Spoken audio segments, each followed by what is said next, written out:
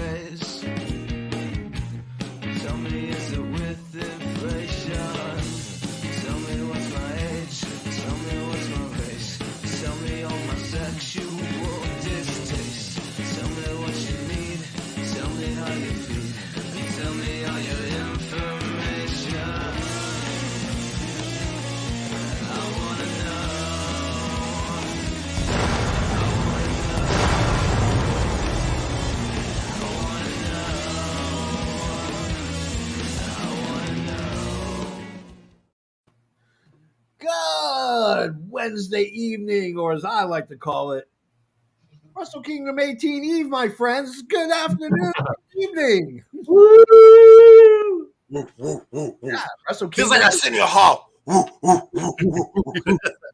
only thing that I can think of similar in another sport would be like how Americans would go wild, like when the FIFA was going on over in Europe or wherever it was. Like they would get up at 3 a.m. and they were like, it's like how Wrestle Kingdom people are. I shall be awake for Wrestle Kingdom. Wrestle Kingdom, happy Wrestle Kingdom to everybody, including Canada Dry. No.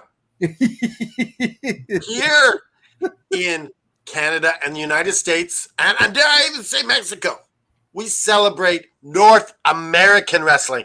Listen, Zach, if that's your real name, why are you pushing this Japanese wrestling on us? We like North American wrestling here. I'm gonna do a hot take, okay? Because there's news. Before we get started with that, let me introduce everybody. I am, of course, one of your many hosts, because we have a cavalcade, a cornucopia, if you will. A cornucopia. But I am the one who delivers the auditory eargasm that is Dynamite After Dark. I am the JFB, James from Boston. And I'm that salty son of a bitch. I'm the patron saint of what am I, wrestling or something like that? I don't know. I am Canada Dry, damn it. The guy right down there in that corner, he says he's better than your boyfriend. Not my boyfriend. Yeah. Yes, I am. 99.8% of the time, he is right. He's not better than Joseph Graham's boyfriend. No, he's not. Because he's not my boyfriend. He's been my teddy bear for a long time now. Come on. This is true. No, but he's not better than Joseph Graham's boyfriend. Yes. I can't be better than myself. Exactly. Oh, the song. We got breaking news. Well, it's here on DAD. Oh. We got Lord Ryan Rich in the house. What's going on, brother? Your effing world champion, Lord Ryan Rich. Thank you very much. How does it feel to dethrone not only a member of your own faction, but he's not my faction. He's not my faction. He's already not in the same faction. Oh, I thought he was. Anyways, no, Marty's in the line. Marty's in the line, and I am Lifestyles. That's okay. That's okay, because the other member we're about to introduce is also the AFW World Champion. This guy right below me. We call him GM Joe. It's Golden Graham. What's going on, brother? Oh, not much. But as you can see, French toast is the best. I will hear nothing else from anybody. Okay. Well, who is dissing French toast? Oh, no, we just got into it because, we had the pancake man who thinks pancakes are the best. And I wholeheartedly disagree. Well, you know what the nice thing about French toast is? It's What's like that? pancakes, but it's easier to make. Yes. And it has a lot more flavor if you do it right. Oh, yeah. Got that crispiness. Yeah. It's got texture. And there's no shortage of what you can do. You can put fruit on it. You can waffles. put syrup. Waffles. Waffles, pancakes, or French Crepes? toast? For me, Or it goes crepes. French toast, pancakes, waffles. Damn. Waffles are last. No way. Waffles at their best are amazing. I put waffles. I'm like Leslie Knope from Parks and Rec. Waffles, French toast. Like not Eggo waffles. We're talking like gourmet waffles, right? Yeah, Well, like hey, Belgian not waffles, right? Eggo waffles. Little Okay? fruit on the That's top. my entire childhood you're talking about. Yeah. So, We have someone backstage. oh my God, it's Trey J. Ryan We're not worthy. AJ Styles. Oh my God, you guys remembered me. I feel like it's been so long since I've been here. Oh my Well, God. Did you develop an accent since it's been? Oh my God, I feel like I have, because you have to understand, it's like Mariah May's debut in New Jersey, and Deonna Purrazzo showed up. So I mean, Well, thanks for ruining the surprise. I know I have to, because I really wanted to get here a little bit sooner so that I could introduce the dual champs of AFW. And I think that that was really my goal. And I chose this background obviously because Canada Dry is right. We do enjoy our North American wrestling. Yeah. And of course, Hard to Kill. It happens in North America. It's the next big North American wrestling event. And there are some rumors and whispers that this may be a very special event for wrestling fans as a whole in the wrestling world entirely. Ooh. Fightful also denied that.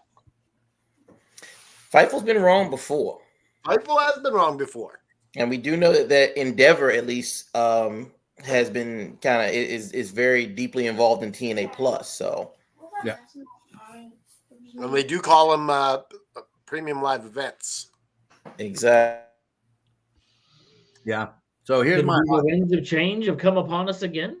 Well, maybe it might. I mean, I'm going to tune into this pay-per-view because it's captivated me, the possibilities of who we might see. So TNA is going to listen, hedonism bot. Listen, hedonism bot. So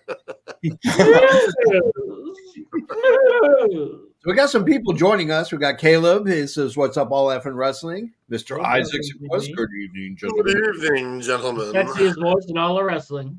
Yeah, we got Newman Company. He's or as we call him, Tony Khan. He's in the house. I got some hot takes. Okay. Okay, here we go. With the rumors that John Moxley has been offered a lot, and when I say a lot, I mean like if you saw the number of Moxley was offered by New Japan Pro Wrestling to wrestle full time, it would make you swear and blush at the same time. I have a feeling Moxley's going to be the new whatever, the global heavyweight champion. God, they got like good. 80. Got him off my TV for a while. Oh my god. But I feel like next week is going to be the start of a new era for the JFB. Yeah, I'm going to predict it right here. I think the JFB is going to cash in on Joseph Graham and is going to go for the World Championship. Maybe not next week, but down the line, if you can retain at some point, good sir, I'm coming for you. I know. Well, the nice thing for the Golden Graham is that he gets a week off, so he gets that extra length with the belt before he loses it. Oh, oh ouch. No, I've been open with it, guys. Look, right? Jesus. I've said this before. Well, no, I'm only saying that. I am the Sasha Banks of AFW. I'm only saying that because he admits it himself. I can't defend it to save my life. It's all about the chase. Oh yeah, we got. I know. We were a little bit nervous going into the JG Taste towards the end. I mean, it was like, all right, now. Yeah. It started off with a lot of steam. Yeah, all right, guys, we got to get into this first match here. Oh, look, it's my friend Molly watching. Oh, Molly, hey, how you doing? Archie, you, Molly. So yeah, we'll give you the hearts, and so you gotta get the hearts going for her. Yeah, they're not working. Let's get. There we go. Hearts from Molly. Are we getting to the first match or the first segment? The first segment. Okay. before we get into the first match. Let's talk about. We're 10 minutes in. We better start. Let's talk about Samoa Joe. He doesn't make predictions, ladies and gentlemen. He makes promises. And it's good because if he was in AFW, promises don't mean shit. You got to make predictions in order to win. That's what I'm just saying. He cuts an amazing promo to MJF, and he always takes what he wants.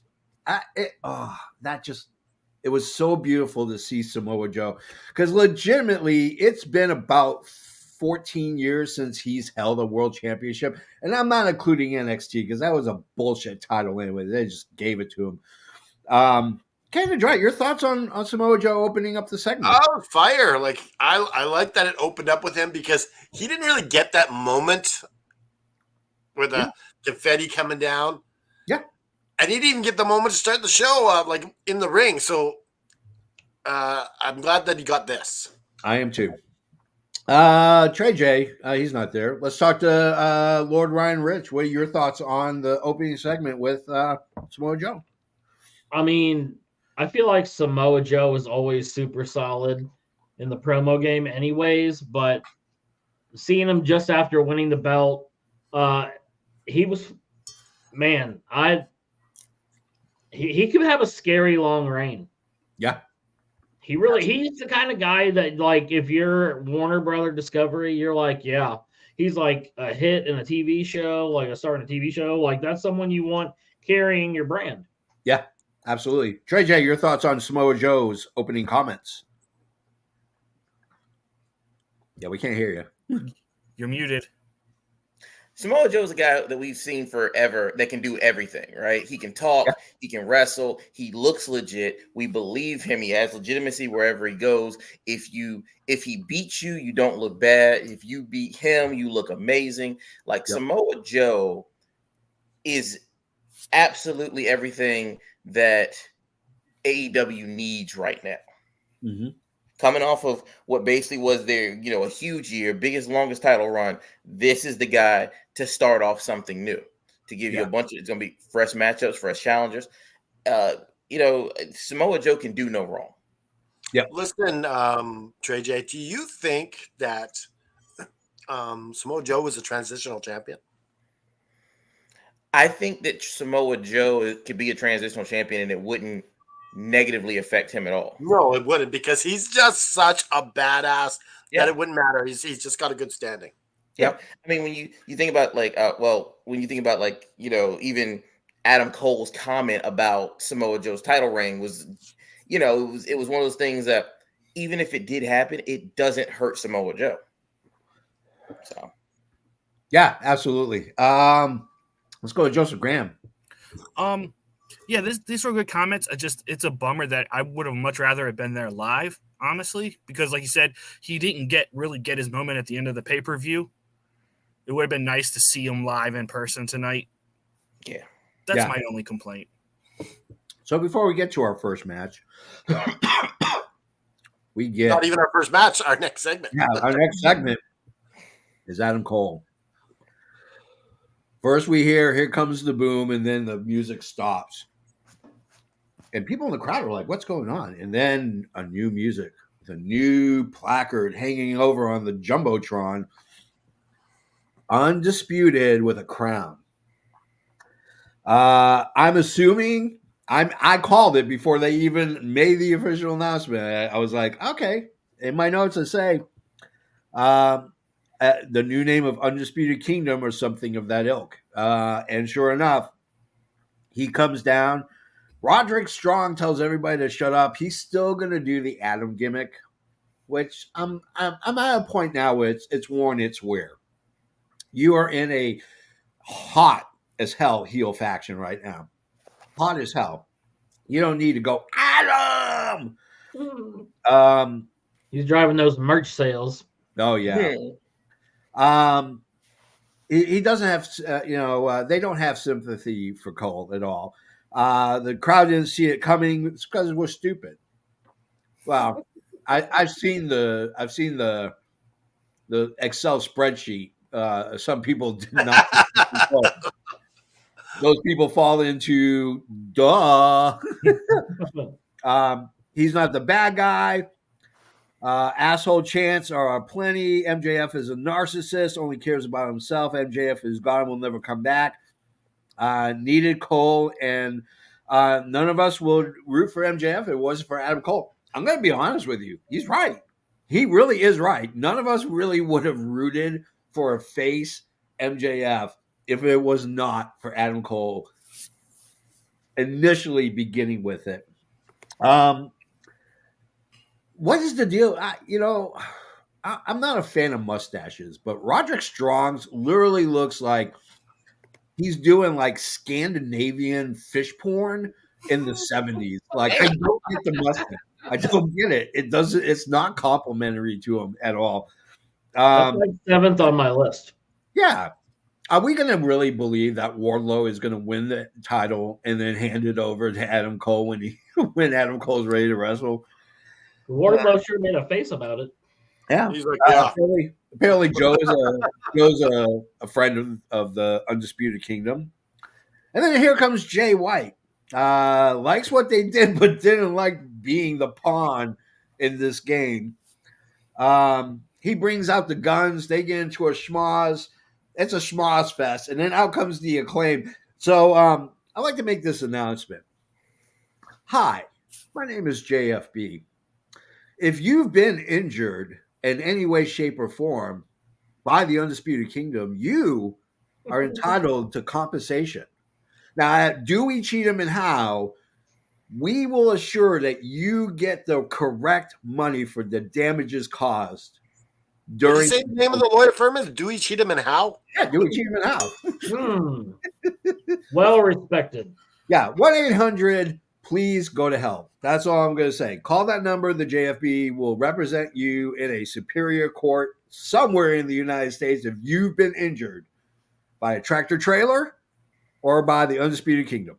All right, let's go to Canada Dry first. Canada Dry, your thoughts on the opening segment? Yeah, I enjoyed this. The Wardlow thing that kind of shocked me. Like they're putting him like the main like guy going for the AEW title, but he still feels a bit like he's not a main guy, and that's not a good look for Wardlow. No. Let's see where they go with this because I'm like he feels like he's under someone's thumb, and I don't think being under someone's thumb making him a secondary like kill switch character is a good idea. Okay. The opportunity, your turn, my friend.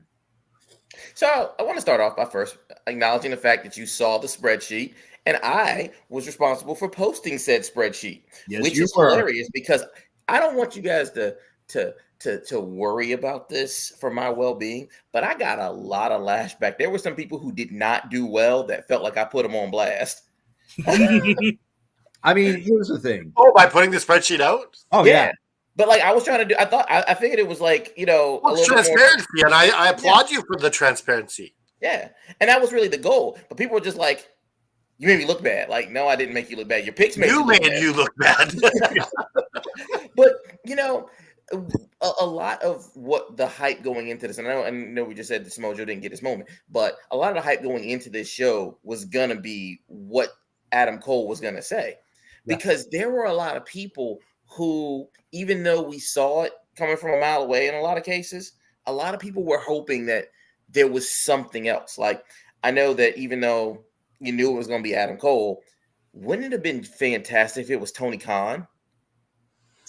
That would have been so full circle from like the "you stupid Mark, I walked out on you, you had to make me the devil to get this title shot to begin with." Boom, full circle. Now Tony Khan. It's just there were a lot of things, and that would have been cool if Tony Khan then turned it over to Adam Cole, right?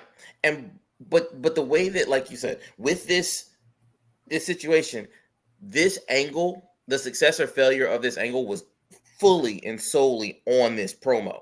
Yeah. And Adam Cole delivered, I believe.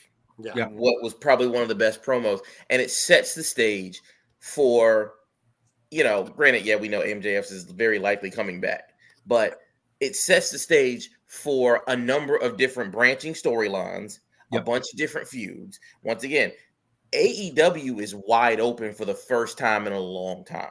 Yep. Samoa Joe has a plethora of challenges. There are a lot of people that want to go after the Undisputed Kingdom. And we get to be the beneficiaries of all that. And Adam Cole, even simply as a talking role for the time being, is going to be phenomenal. Yeah, absolutely. Before we get started, before we go any further, which Sam Adams are you drinking, JFB? Old Fezziwig. That's right. Old Fezziwig. Fezziwig. It's a Christmas beer. Malty, caramelly. It's delicious.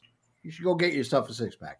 Lord Ryan I'm drinking Soda Stream Orange, no name orange flavor. All right. All I gotta say is, it's the unofficial beer for Dynamite After Dark. Orange drink and Old Fezziwig. So I like it. If you're looking for advertising opportunities, Sam Adams and Soda Stream are right here. We're big supporters of Sam Adams and Soda Stream. Yeah. Better than your boyfriend, Lord Ryan Rich. Lay it on us, brother. This the opportunity is absolutely correct. Adam Cole had to deliver, and he did, in my opinion, 100%. The highlights for me is he said, I had to turn on him before he did it to me. You all know that he was going to do that. Yeah. And typical MJF behavior, you think maybe that would be true. Yep. So it leaves they also teased that lots as the story of their friendship was going. Yeah. Right. Exactly. I think the way that they handled it, I think the topics that he hit made it pertinent, and it made it, and he kept saying that Max is gone. So either to me, I think that's a dead giveaway to say that he's coming back. He's just taking some time off to get healed up. Mm-hmm. But I don't think that there was a better way to do that. And everyone looks strong. And Wardlow, like what your concern, Canada Dry, I think I understand what you feel, but I think it's going to be something different. I don't know. They need something. I hope so. I'd let them prove me wrong. Well, if Joe is a transitional champion or whatever, Wardlow, he's at least someone big enough that it makes it convincing that maybe he could take out Joe. And he has a beef with Samoa Joe from earlier. Right, exactly. So if they do that, and then I don't know, if they try to turn Wardlow face again, I don't see how that works out. Maybe you can't have them like turning. Maybe they all turn on Adam Cole. Yeah, and MJF comes back then. Here's my thing with Wardlow. Every faction needs a token big guy. Mm-hmm. Every faction does. I mean, you look at the Don Callis family, it's Powerhouse Hobbs. You look at the Undisputed Kingdom, it's Wardlow. I mean, they just need some clunky meathead, that just shows up. That was Jake Hager and every Jericho faction. Any faction, Jake Hager is that guy. I mean, it sucks, but that's just the way wrestling factions work. You need a meathead. Yeah. Graham, your thoughts, my friend? Okay, so I agree with everyone else. I think Adam Cole knocked this promo out of the park. Like, it made sense that it's not something like he's just being delusional. It's 100% true, everything he said.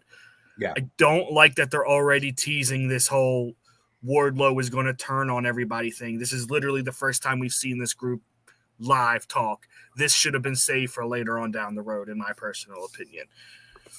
Yeah, exactly. They didn't even need to mention that he'll give me the belt. Yeah, no. Well, Adam has to say that as the leader of this faction.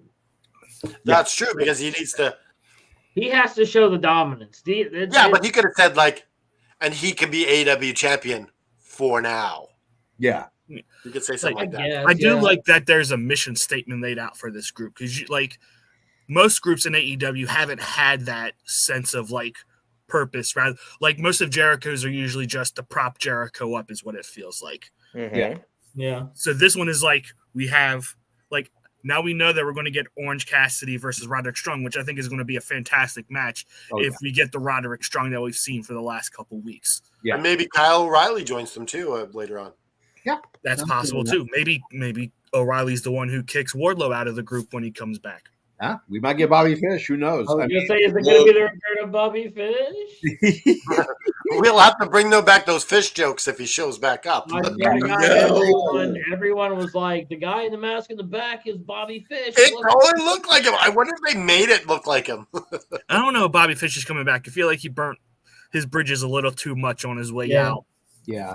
Well, Mr. Isaacs wants to know who on the panel is drinking blood and piss this evening. I mean, I drink children's tears quite often.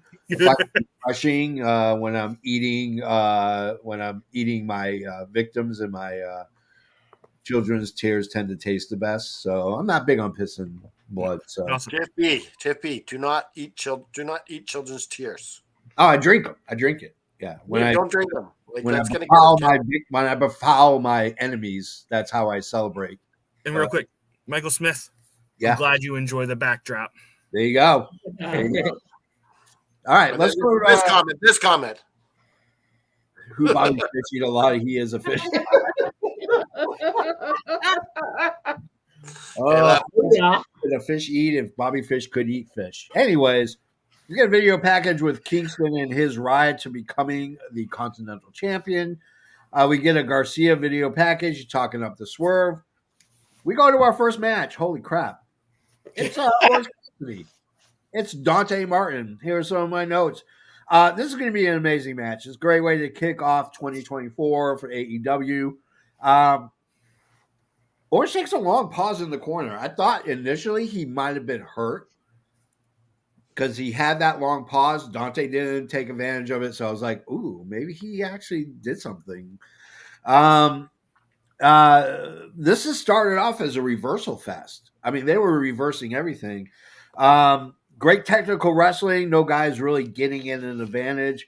Dante's not using too many high spots, which is refreshing because the last thing we need right now in 2024 is Dante Martin doing an 860-degree splash from the rafters through 20 tables, 5 of which are on fire. And then he breaks his leg 10 times. Yeah, and he breaks his leg in 14 places. We don't need that. ECW.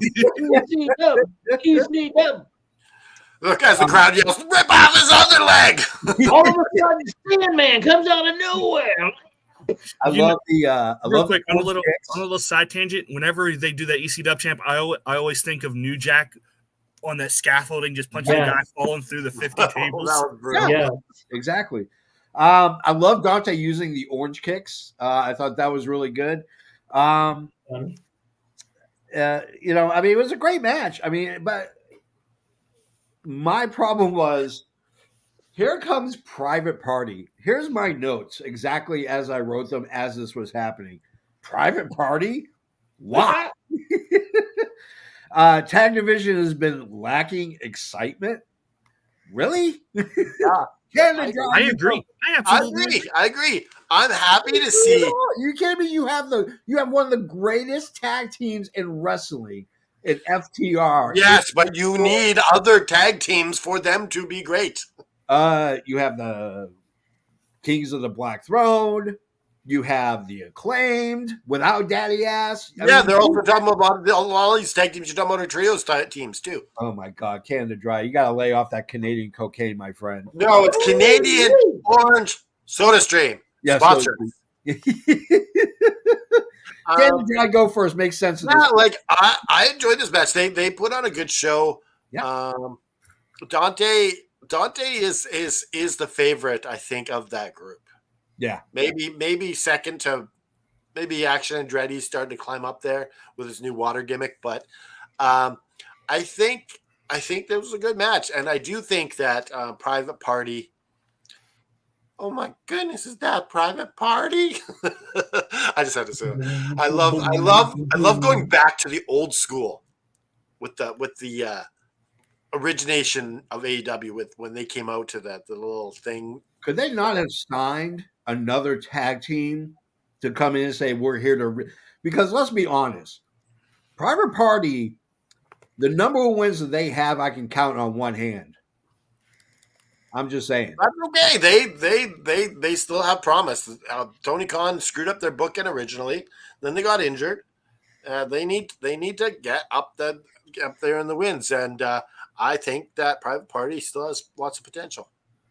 JJ.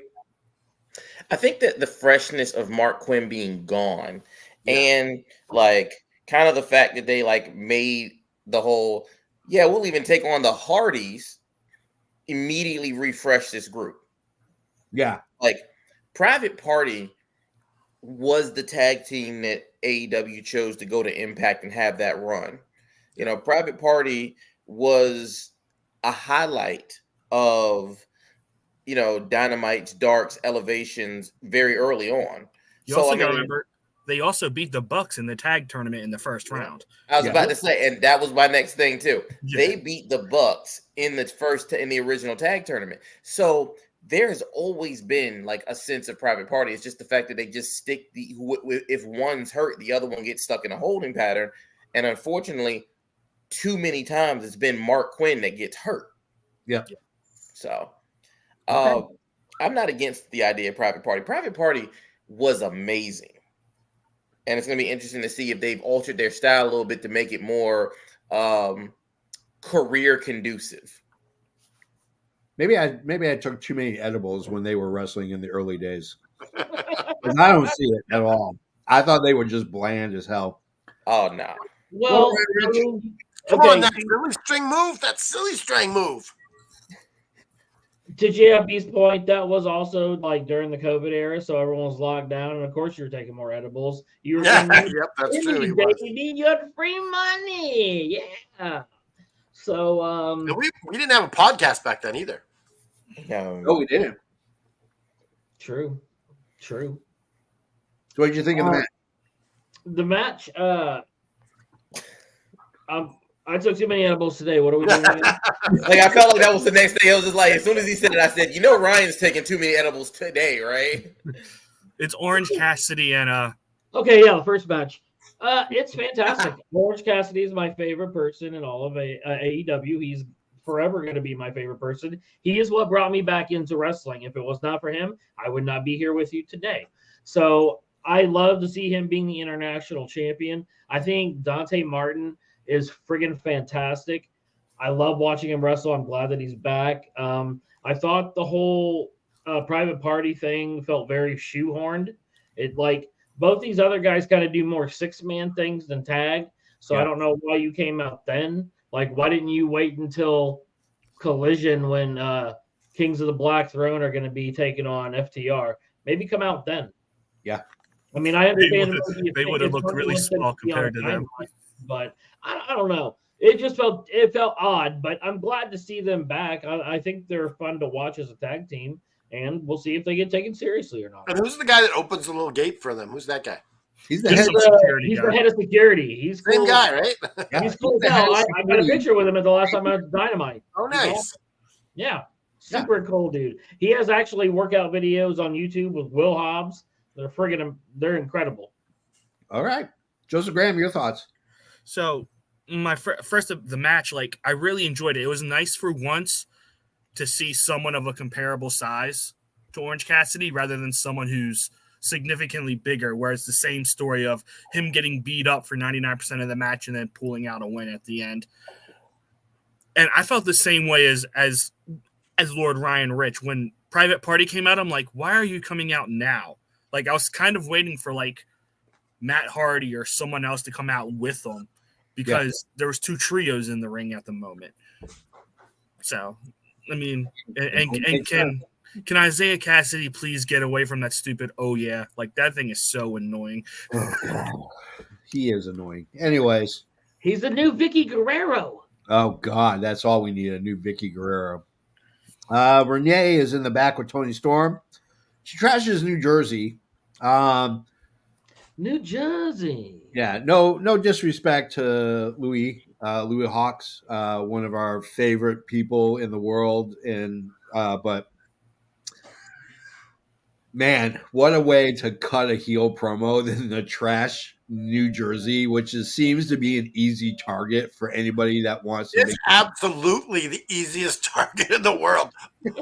Horrible. Because like people in other parts of the world They're like, this is our New Jersey. This is our New Jersey. Yeah. I think it's comparable. There's a reason why New Jersey is called the armpit of America. Okay. Well, I mean, Florida's the wing of America, and well, I don't have anything nice to say about You ever been to South Beach? Just because it's shaped like a wang. That's why. Yeah, it's the penis of America. Anyways, Malachi Black and Buddy, they do their promo for FTR. We get to the back again with Renee. She's asking with Swerve. I am born in New Jersey. Hey, I don't have a problem with New Jersey. One of my favorite filmmakers of all time is from New Jersey, and that is Kevin Smith. Yep. I have no problem One with of the few good things to come out of that state. Oh yeah, like Kevin Smith is a national treasure. Yeah, like it's. I mean, Caleb Bain is a national treasure. Oh yeah, yeah. PCB is absolutely a national treasure. We go backstage with Renee. She's with Swerve asking about Garcia. Likes that he's looking for championship gold, but he says that my 2024 is going to be winning the world's heavyweight championship, which I mean, to be honest with you, if Swerve does not win gold, and I mean substantial gold, not like a TV title, like the TNT title. I'm talking about World Heavyweight Championship. Anything less than that, and they have done him a disservice because he was not happy at the media scrum about having to waste his time. I don't know. I wonder if that was in character, though. I don't think it was. I really don't. It's hard to say because that's such a shot at Dustin. Yeah, but here's the thing. You went from being possibly the winner of the Continental Classic. You're in a huge three-way. You look like $1 million. Even when he lost, he looked like $1 million, which a lot of us were not happy with him losing. And he didn't take the pin. And then Tony Khan says, "Hey, guess what? You're going to be wrestling Keith Lee, who you wrestled a year and a half ago. But it doesn't matter. We're going to put you in a match." And then Keith Lee gets hurt, and then they're like, "Well, we're going to put you in with Dustin."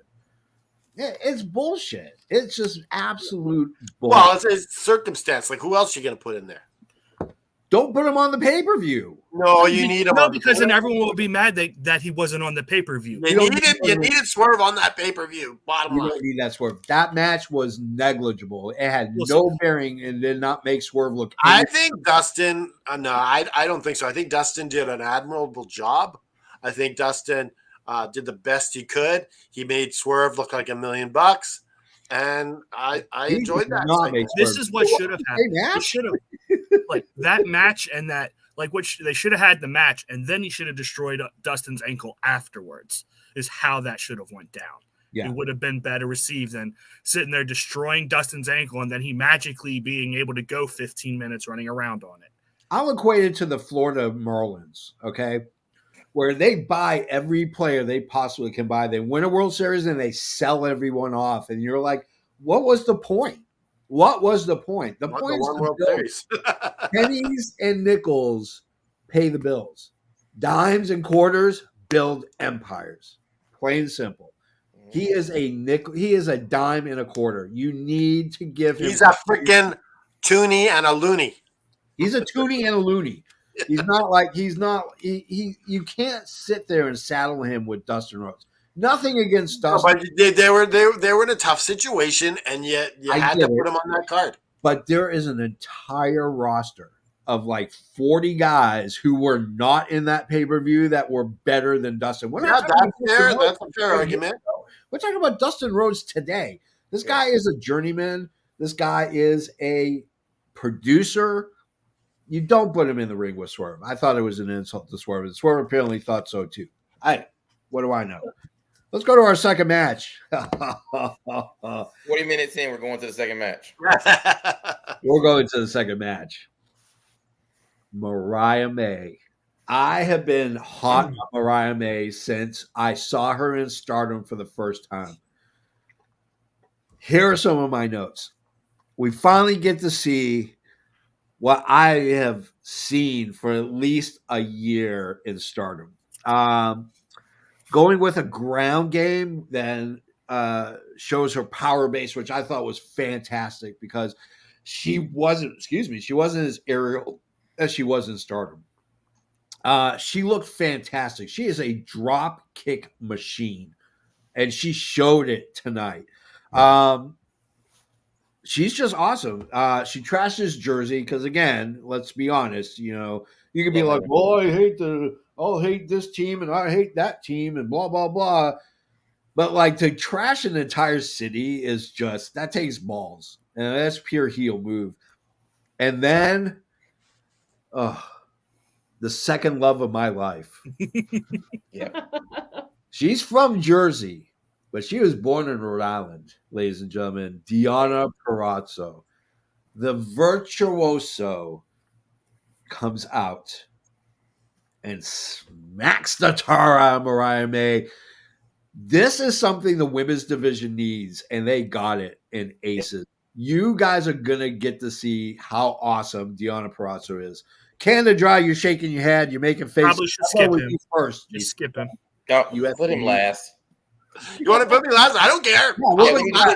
We got to put me last because these bastards on the show cannot rebuttal me. We'll move on to the next segment. That's fine. You want to rebuttal me? I'll go first. What do you guys want to do? Oh, you're going last. I'll rebuttal you. Okay, I think you want to rebuttal me. I do. All right. First of all, Mariah May. Yeah. Showed me nothing. Oh. She showed me nothing. I'm not saying she's bad. I'm not saying that. Yeah. She showed me a little bit of trinkle here, a little trinkle there. Yeah. I don't know what she was like in Stardom, but so far, it's a cup of coffee. Okay. Yeah. Okay. Not disrespecting her, but yeah, it's a cup of coffee so far. I don't know. Maybe I'll be impressed with her later. Yeah. And as far as this Deonna Purrazzo goes, I will cut you sideways. No. You wait your turn, sir. You wait your turn. Lip to tip, bro. Every time. Dynamite after dark. Let me finish. Deonna Purrazzo is the most overrated wrestler in all professional. This woman, every time I turn her on, she is clunky as fuck. She's Taya Valkyrie, part 2. Oh, Nikes, bro. Oh my god. So if this Deonna Purrazzo exists, I want to see her because all I've seen is a clunky bitch. Don't you ever in your life speak about the female version of Bret Hart that way in your life. I was not talking about Serena Deeb at all, sir. Deonna Purrazzo is more like the Dean Malenko. Deonna Purrazzo is excellence in form. Yeah. Okay. The technical. I'll wait. She can show me.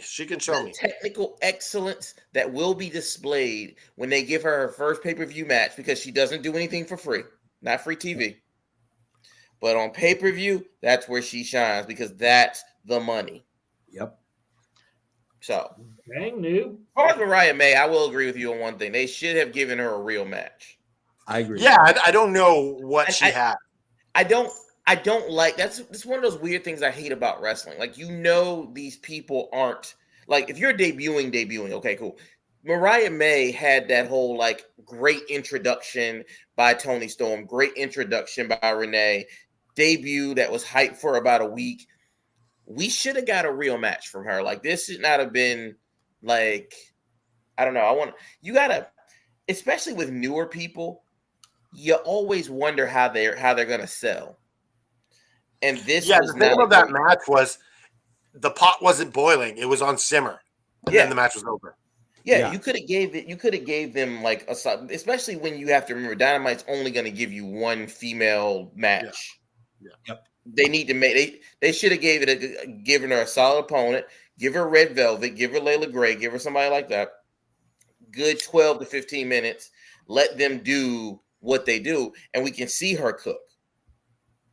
And I think that would have went over better. Yeah, I agree. I mean, they should have given her someone who could have showcased her talent a lot better than. And don't get me wrong, nothing against Queen Amidala. I mean, I liked her in Right. Star Wars Phantom Menace, but not really tiresome after that. That's all I'm saying. Better than your boyfriend, Lord Ryan Rich. Your turn, my friend. I actually thought that Mariah May looked pretty darn good out there. I noticed that like those drop kicks got real power behind them, bro. Oh yeah, Like she's got power down in the core. I think they chose Queen Aminata because they wanted someone that was kind of bigger than her to show off how fast and how strong she is yeah, as a combination. And like Statlander, they didn't want to mess with that right out of the gate. So Yeah. I get that because they don't really have that kind of body type outside of like unless Nyla Rose was coming back or something like that. So I understand why they did that. Yeah. And plus she had a great match with Sky Blue not too long ago. So I mean, let's give some props for that. But I thought Mariah May, they didn't give them enough time to cook at all. And I don't like that there was obviously a picture-in-picture during the daggum match. That if they erased that, I feel like maybe we would have felt more fulfilled.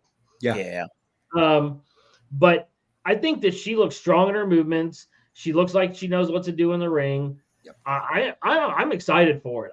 I'm all in on the hype. JFB, I'm with you, brother. Now, Golden Graham, I'm with you. Let's Golden Graham, go.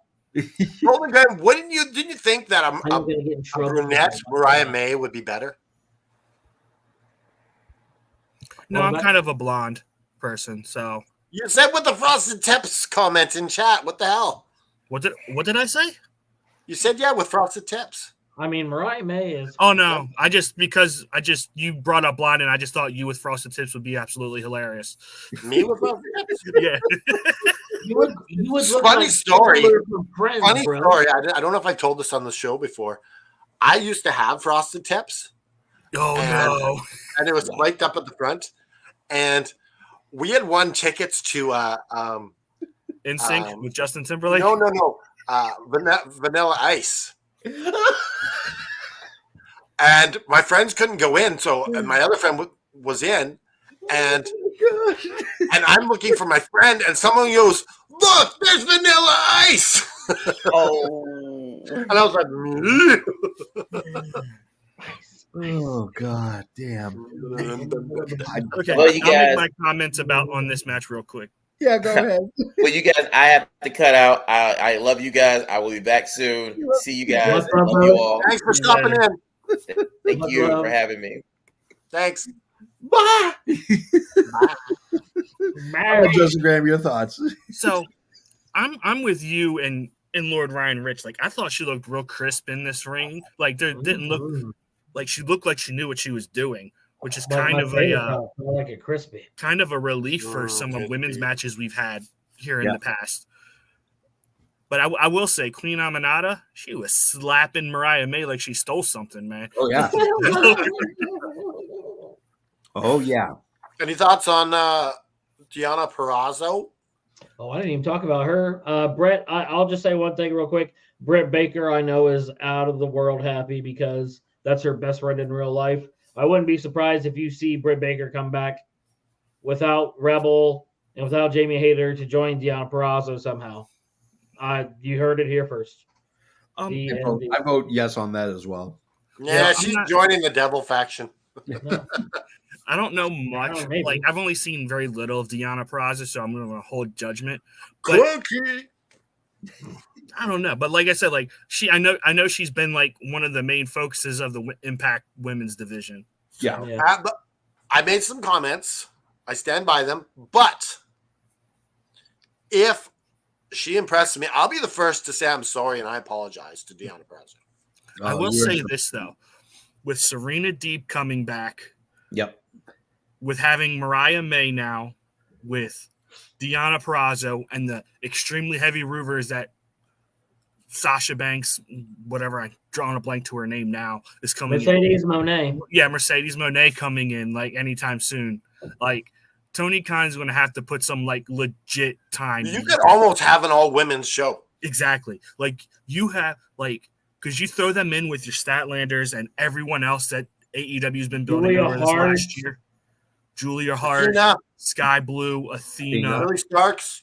Yeah, Billy Starks. You bring back Britt Baker. She's a star as it is. I mean, Oh yeah, dude, she's 100% made. Yep.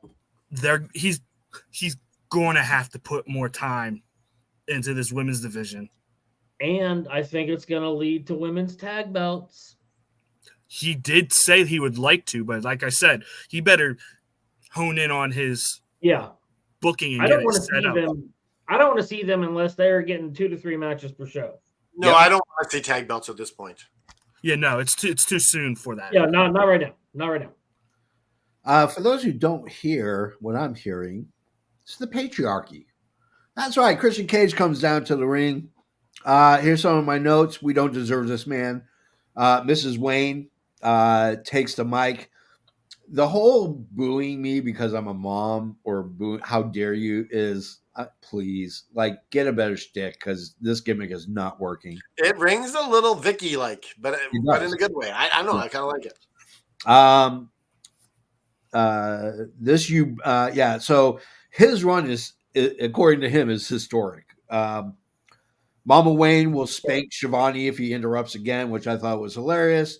He thanks his family, and then when he turns and looks at Luchasaurus, he says, and I want to thank the person who made this all happen, myself. That's right. He introduced himself as the reason why he looking at Luchasaurus. Yeah. While looking at Switch. Luchasaurus. So we know that, kill switch, whatever. Not according to the crowd. Realistically, we know he's pissing off Kill Switch / Luchasaurus. What a great freaking promo. Canada Dry. Bring it home. What did you think about that promo? Frickin' Christian Cage. He is our promo giver of the year for a reason. Yep. The silk tongue of Christian effing Cage. Yeah. This guy is just as, I don't know. Did he take the Groundlings acting as well? Because he could have. I think he did, because his acting ability is so good. Like, you believe he's an arrogant prick. He just does it so well. Yeah. And I love that the crowd was yelling Luchasaurus, and Kill Switch was really getting into it, But in the end, will we see another Adam Copeland match? I don't know. I don't think so. I think, in all honesty, what's going to happen is it's going to be a turn. Christian Cage will retain. He'll beat Luchasaurus legit, and then he'll take on Roderick Strong and lose the belt to Roderick. That's how I see it, at least. Lord Ryan Rich, your thoughts? Okay. I thought I love Christian Cage. He is God's gift to wrestling. Absolutely. Dude has been killing it all through 2023 and into 2024. The man has brought legitimacy to a title that was dumped. He's 100% correct. It doesn't feel as important as the international title yet, but it feels like it could be gaining momentum a little bit. Most definitely. Here's my bold prediction coming off of what you just said. I think that when Adam Copeland comes back, he joins the patriarchy. They kick out Kill Switch. Yeah. And that is when Jack Perry comes back and they reform Jurassic Express. I like that. I like that a lot. I like that quite a bit. All right, Golden Graham, your turn, my friend. So I'm not going to be as nice because I thought this was a weak promo. What? I thought it was weak. Look, for what we expect from Christian, this was weak. Yeah. It was it did nothing. It really didn't. So he was mean to Kill Switch. He does that every week. It didn't further anything. It didn't do any. It was very weak for what they dubbed as State of the Union for Christian. It was. Okay. I expected more. I think you just set the bar too high. Not my fault that Christian is that good. Stop being so good at your job, then. It's called being a victim of your own success. I mean, it's almost like JFB had you at his barbecue, And last time he made the best hamburger ever. And the next time it was just a little bit less. And you're like, what? I'm not eating this shit.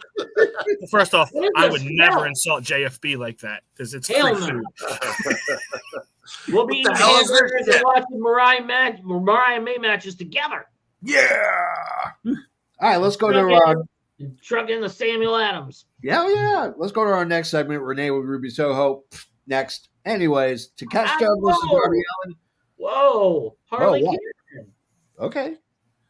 I think that she's officially part of the Outcasts. I mean, For now. yeah, for now. Well, and obviously Saray is like, hey, you're making it obvious. I thought that's worth note, at least, before you. Yeah, is this some sort of turn of It seems like Saray is going to be moving Eventually, on she's from going Ruby. to go with Cool Hand Ange and do their own thing. Oh, good Lord. I think this is a big mistake, not keeping the Outcasts together because they were red hot at one point. Yeah. Well, maybe they get someone else, like maybe Mercedes. I thought Anna Jay was the perfect person for this. Yeah. I don't Yeah, know but what she's an original. She is an original. She's been But there. if she comes back, maybe she comes back with her real life boyfriend, Jungle Boy. Yeah, and a That face would be a roll. good idea. That would be interesting. I wouldn't mind seeing her in Ooh, a. I'm just tying all the strings you know, together like I'm Loki, God of mischief, God of Did you- swords. You mind seeing her in a what, Joe? Anna Jay and a loincloth. I'm just saying. Oh, I mean, you can't do any worse, that's for sure. that goes Anna Jane. Anna What was Jane, oh. Anna Jane. I mean, they got the rights to Baltimore. I might as well bring it back. Yeah, Konosuke Takeshita is taking on Darby Allin. Here's some of my notes. Callis is going to the commentary booth. TK has been taking a shit on Takeshita. He's been taking a shit on Takeshita. I don't think he's booked him really well, and it almost makes you feel like Vince McMahon is booking this shit. What do you mean? He hasn't even wrestled since the Sega match. He's involved with scrums that eventually end up not in his favor, and it makes him. He hasn't lost any singles matches since. That's true, but when there's a group thing going on, he's usually not doing very well. He's usually on the wrong end of getting a beatdown. But I digress. That's I don't see it. I don't see it, and I disagree. But go ahead. I don't know. Maybe it's different in Canada. I don't know. Maybe We get a different show. We get a different version. It's edited. Really sizing Yeah, each for other up. Canada, eh? Takeshita going with the grounding of Darby, preventing him from going aerial. What a knee reversal to his tope suicida from Darby. Like he almost folded him in half. And I mean, the rolling German suplex was amazing. It was the best move of the night. Just going back down the ramp. I mean, yeah, German suplex was freaking awesome. And it wasn't just a suplex. He rolled twice and then tossed him. Yeah. What a pile driver. I mean, during picture-in-picture, Darby was getting destroyed. Takeshita's ragdolling Darby. What a top rope German suplex that was. Yes. Takeshita, man, I'm telling you right now, he is freaking awesome. Let's go with Canada Dry. Your thoughts, third match. Yeah, like this is the match that got Caleb booted out of chat. Yeah. We had a bet that I bet on Takeshita and he bet on Darby Allin. And if he won, he got to call in tonight. Yeah. And if I won, he got removed to the chat out of the chat until tomorrow. So this was a hell of a match. And I think Darby, he's kind of bulletproof at this point. He can take a few shots like this and he'll be fine. Takeshita needed this win to reestablish himself as just the GOAT that he's becoming. This guy can do no wrong. I love him so much. He's got so much talent. I agree. Let's go with Lord Ryan Rich. Your thoughts? Dude, this match was so ridiculously stupid. I just kept going, why? Why?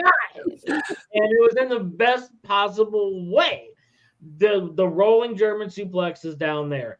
The German suplex from the top rope, like Darby and the dives, like everything was just so ridiculous. Yeah. And when I saw that this was announced today, I thought that Takeshita would win. Yeah. Because they're obviously building him up. He beat Kenny Omega twice in a week. He shouldn't be losing to Darby Allin. Yeah.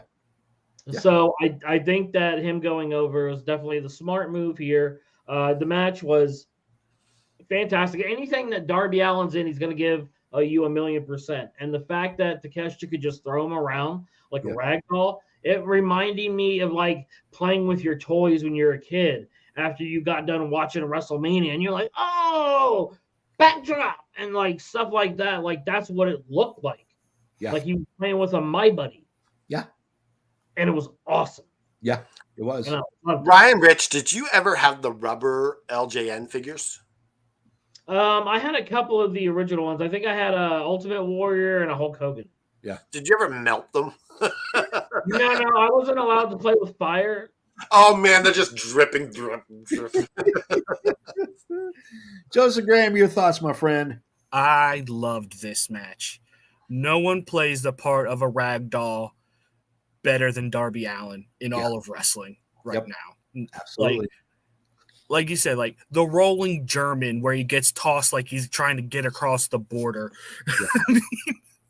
Then you had the German suplex off the top. Then you even had the one in the ring where he looks like he's going to land on his head. He just does a backflip like out of the German suplex. Like, and the rising knee on the jump out of the ring, dude. Like you heard the two clucks like it was like done. Yeah, like it was all just go, go, go. And I loved it. It was fun to watch. It keeps your focus. Yeah, that's what I'm looking for. Focus. Yeah. Like, I mean, it's Darby and Takeshita. Like, especially Takeshita. I can't wait for the day that he turns on Callis because that pop is going to be massive. Oh, it's going to be huge. Oh, yeah. It's going to be freaking enormous. We'll go backstage with the Callis family, speaking of Callis, with Renee. And they're talking about taking on Sting. It's going to be Sting, Darby Allin next week in Jacksonville. The Darby at the Darby. Let's try that again at the Daly's place. Daly place. That's it. I said Daly's place. He wishes. Oh my God. Anyways, my favorite I'm not big on 3-ways. 4-ways though. Oh yeah, that's where the champion shines. We have El Hijo Vikingo versus Trent Beretta versus Brian Cage versus Brian Keith. Here are some of my notes. Kingston comes down to the announce table, not looking good for Keith, for Brian Keith being in the ring already. Vikingo will be grounded for sure. Keith looking really good. I have never seen this guy wrestle in my entire life.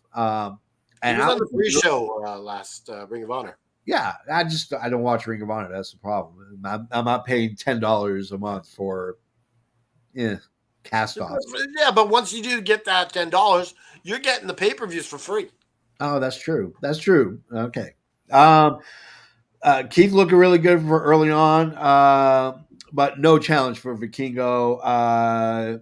Cage curling Vikingo was probably my favorite move of the night. It is completely awesome. He's just sitting there doing curls all day with Vikingo. Yeah, I think the best line of the night came from Taz when he says, "You can't read Danhausen's face. He's wearing makeup." Let's go with Canada Dry first. Canada Dry, your thoughts on the... There was a moment in this match. They tried to do that giant suplex. Yeah. I thought Cage landed on his head. He did.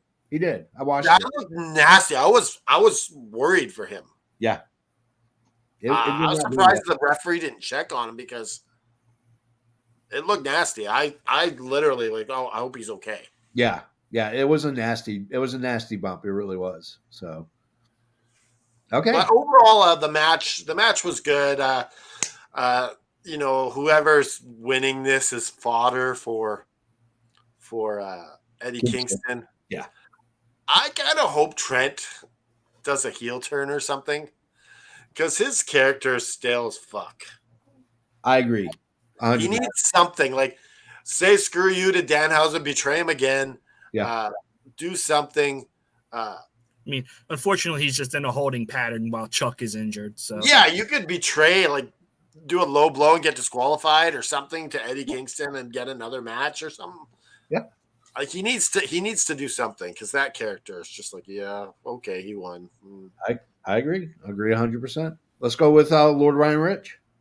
Yeah, I mean, and maybe Trent is trending towards that way because even if you think about it, Orange Cassidy seems more aggressive than usual. So maybe their group in general is moving towards maybe not a heel, but a more aggressive faction. So that could be exciting. But what about a heel best friends? They're best friends with each other, but screw everyone else.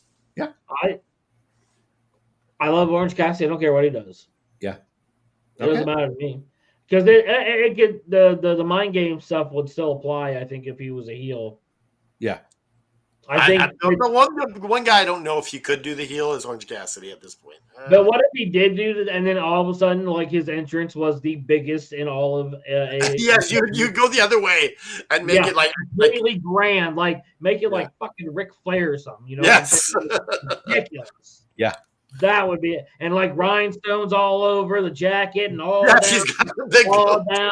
He would need Adam. He would need the Undisputed Kingdom's pyro from tonight. Yeah. I know, right? For sure. But that would be fun. That's like a Marvel what if right there. That would be cool. That would be but the match itself I thought was fun. Vikingo is ridiculously talented. The dude flies around everywhere and does stuff that I can only dream of doing in my life. Yeah. The Trent was fun. It was serviceable. It wasn't fantastic, but it was fun and it was a good match to have. But it is ultimately, I enjoy Eddie Kingston on commentary. He used to do a lot of dark back during the COVID era, and it was so fun to listen to him rap about with like Shivani and everything. So it was fun to see that again. But overall, I enjoyed it, but it wasn't like 5-star or anything. Yeah. All right, let's go with Golden Graham. I like this match. I feel like every time I watch Vikingo do a match, he does something I've never seen before. Yeah. Like he just makes it like he rotates his body like it's nothing. It's ridiculous. I think for me, I think the right guy won and the right guy took the pin. I'm glad Cage didn't eat the pin here. Yeah. Because it looked like they were all going to get ready to team up on him. I was like, let's not do that. So yeah, like I said, because obviously there's no way Eddie Kingston, after going through this grueling tournament, is losing the titles on the first defense. Yeah. No. Not a chance. Not a chance in hell. I hope with this Continental title or the Triple Continental Crown, whatever the name is, I hope they don't treat it like they treat OC and his international, like actually have an established storyline for these, because just having this opponent of the week is how you end up burning through divisions like this, and I don't think that's what this title needs. Exactly. We go backstage with Renee, who's with Daddy Magic, and then we get interrupted by Hangman Page. Ladies and gentlemen, if you don't realize what's coming next because of Hangman Page, you should not watch wrestling. You should probably just read a book, because this was the most blatantly obvious thing of what they were going to do, and is my nemesis. Wasn't it good that you're not cluing in? Wouldn't it be more surprising if you didn't know? I mean, I like to play the person who got shot in the head and then can't remember anything for 5 minutes.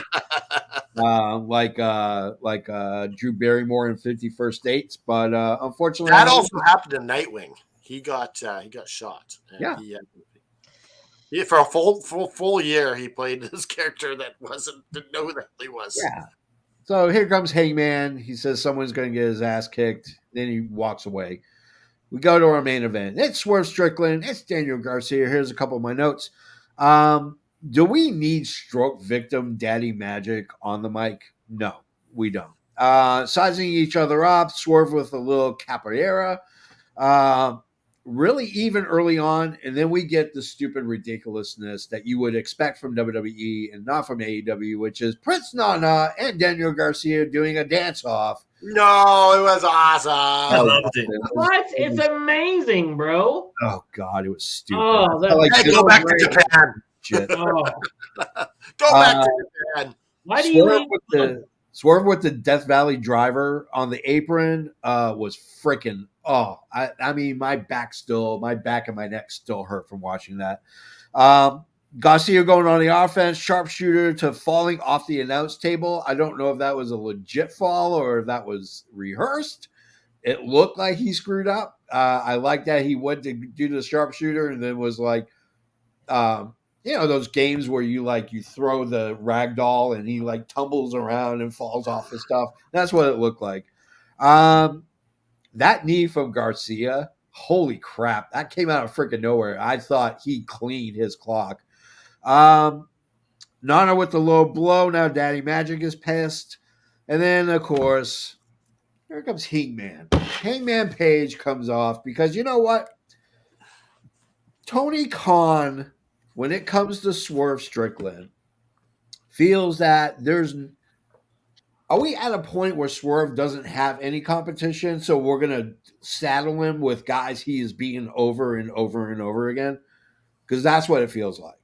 No, the Hangman Page Swerve Strickland storyline is stupid. He's beating him twice. You don't need to be involved. If Hangman Page is pissed about getting jumped by if he's getting pissed about getting jumped by the Undisputed Kingdom, then go after them in the first 20 minutes of the show. Not going, kids, I'm going to kick Swerve's ass because I missed my plane or I missed my pickup. So that would have required him not to show up 20 minutes before the show ended, though. Yeah, that was so weird. He's like, I'm here. I'm ready for work. Yeah, that's so stupid. Can the dry, lay it on us, brother. Yeah, this match was a classic. Yes. What this did, it cemented Daniel Garcia as the future of AEW. He took the loss, but he delivered a show. This is the best Daniel Garcia match I've seen yet. And it's better than the Daniel Bryan one. Really? Absolutely. Yes. Absolutely. I think he showed more in this match than against Bryan Danielson. Yeah. He looked like a million freaking. Yeah, he looked like a star. Yeah. Not someone playing a star. Yeah. So I said the exact same thing after Bryan Danielson, though. I said no. Because this is he's gone through the trenches now, and we know who he is, and he's got that little dance. He's got this persona coming out, and he was here. Now he's here. Yeah, he's a bigger star now because of this match. Absolutely, Ryan Rich. I agree. The Hangman thing, it makes no sense. I'm mad because I was jumped. The freaking devil, Samoa Joe, but he doesn't mention. And that Swerve, he's still got to get revenge. Like, that would have made sense if he bitched about Swerve still. Yeah, exactly. But he didn't. Yep. Lord Ryan Rich, your turn. That was an odd way. Just like, yeah. Yeah, now, if Hangman goes and assaults, like, the Undisputed Kingdom next week or some other random person and starts acting like a crazy person, then I won't take so much offense to what he did. I'll just caveat with that. But yeah, it does seem like when you put it at that place in the show when there's only this left, it makes it pretty obvious who he's gonna go fight. So it was we're gonna get another Swerve, and Cowboy's not gonna want to take another L. Yep. Yeah, precisely. He's an executive producer. But I thought the match was phenomenal. Like, Daniel Garcia looks great. I think that Daniel Garcia has looked like a star since he got with the JAS. That's just me personally.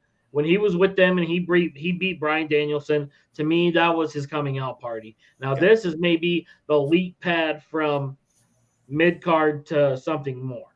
Yeah. This could be that. Because there was a time I thought that it was legitimately possible last summer that he would beat Orange Cassidy for the international championship, because by that point he had already had it for like 8 months or something like that, and Garcia was on fire. I feel like wrestling fans have short memory sometimes. Oh, But they do.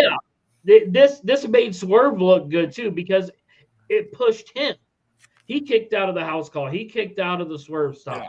Like it elevates Swerve just as much as it elevates. I don't think it elevates Swerve as much because he's already there.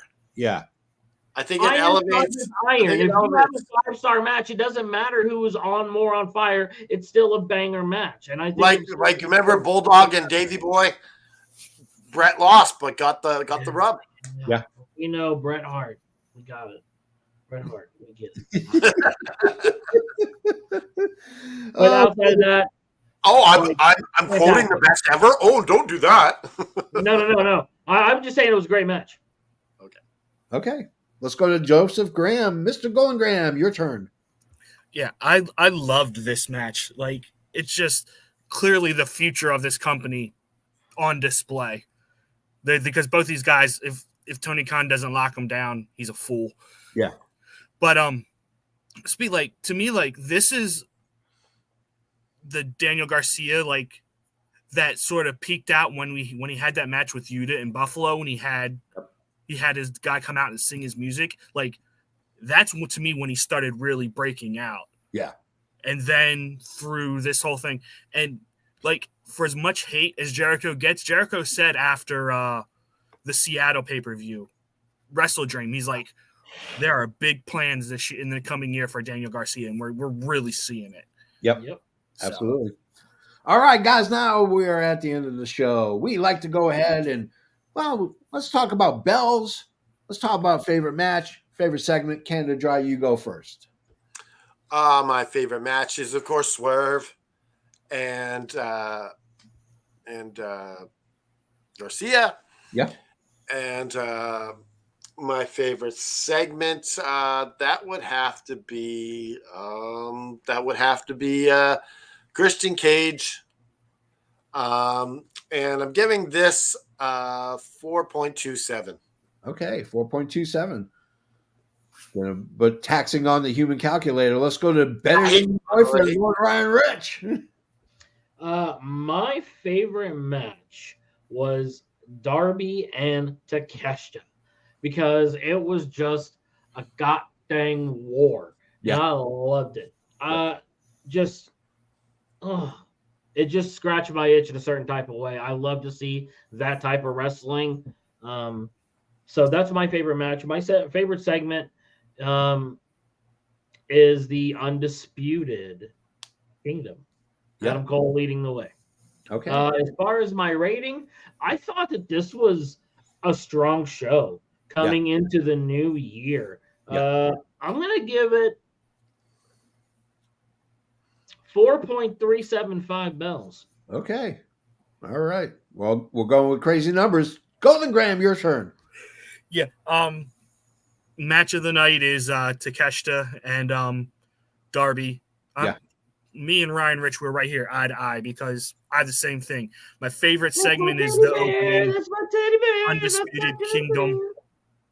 And I'm giving this 4. Like, it really feels like here recently, like, AEW puts more emphasis on the going out of a pay-per-view than going into the pay-per-view. Yeah. Like, the go-home shows have been okay, but that following show is usually really, really good. Yeah. So. How many bells? 4. Okay. My favorite segment is going to be the Undisputed Kingdom. I've wanted the Kingdom to be reunited for some time. It's something I have been begging for since Roderick Strong and the rest of the guys came in. This is what I wanted. And you have the opportunity to really 100% solidify this as the top faction that's going to run your promotion for at least a year. And Adam Cole had to put it on his back with a broken ankle and carry it up the mountain, and he freaking did. And he did it with style and with grace, and so convincing. Favorite match? God bless him. Yeah. Favorite match: Takeshita versus Darby Allin. I mean, Darby doesn't need to eat. He doesn't need wins right now. That guy's over like Rover, but Takeshita is not wrestling consistently. And so you need to keep him in the zeitgeist. You need to keep him in the mix so people be like, oh, yeah, Takeshita, he's really a good wrestler. My rating, however, is not reflective of that. I'm going to go with 3.75 bells. Here's the reason why. The Hangman Page issue, the dance-off issue, the Mariah May getting the short end of an introduction to American audiences, 100%. That women's segment was awesome. The whole thing was awesome. The women's segment was great, but she should have wrestled for longer than the 8 minutes she wrestled for. It should have been a 14, 15-minute match against someone that she could showcase and not Queen Amidala, who gave birth to Darth Vader. That's all I'm saying. Or Luke and Leia. Okay, what's our total? Our average is 4.09875. Okay. All right, so that's some breaking news. Yes. We have for Hard to Kill. Yeah. We have Josh Alexander. Yeah. Versus Alex Hammerstone. Ooh. Official? Yep. That's going to be a hell of a match. That's going to be great. Maybe Hammerstone. TNA just got a little bit better because Alex Hammerstone. Oh, is he signed there? Yeah, I don't know if he's signed, but he says this match will take place. So you know what would be cool? Like if he signed like a 6-month contract with TNA. See what people are doing with TNA. They're signing short deals. So sign a short 6-month, and then that gives MJF plenty of time to get healthy and to bring in his little crew to go take on the United Kingdom. Yeah, bring him in at like Double or Nothing or All In. Yeah. Yes. Right. Even if he stays with TNA, I like it for them. Okay. Yeah. Well, guys, that's the end of our show. Thank you for joining us. I'd like to go into our rigmarole, but we're almost at an hour and 30 minutes long. If you want to support us, find us on Facebook, go to our website, go wherever you need to go, but get in contact with us. Watch our show. Thank you so much. 2024 is going to be a huge year for effing wrestling. I guarantee it. Now, on behalf of Canada Dry, Lord Ryan Rich, and the Golden Graham, I am the JFB. Sometimes in this walk of life, things get hard, and sometimes it just beats you down, and you feel paralyzed. I promise you're not paralyzed. You need to, and it's okay. It's okay to be down. Yeah. But don't stay down. Yeah. You need to reach out to your friends. You need to reach out to family. You need to reach out to your church. You need to reach out to the community, whoever you have. Reach out. And reach out to us. And we'll be there for you to give a helping hand, to lift you up, to dust you off, to help you put one foot in front of the other, and to just keep fighting. Hit it.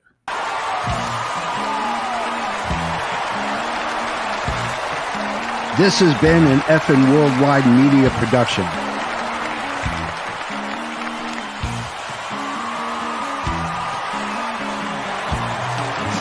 You can find us on all social media platforms. Hey, this is Bret the Hitman Hart.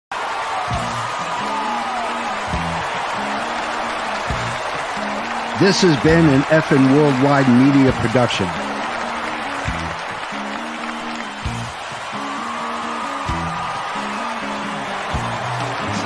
You can find us on all social media platforms like Facebook, Twitter, and others.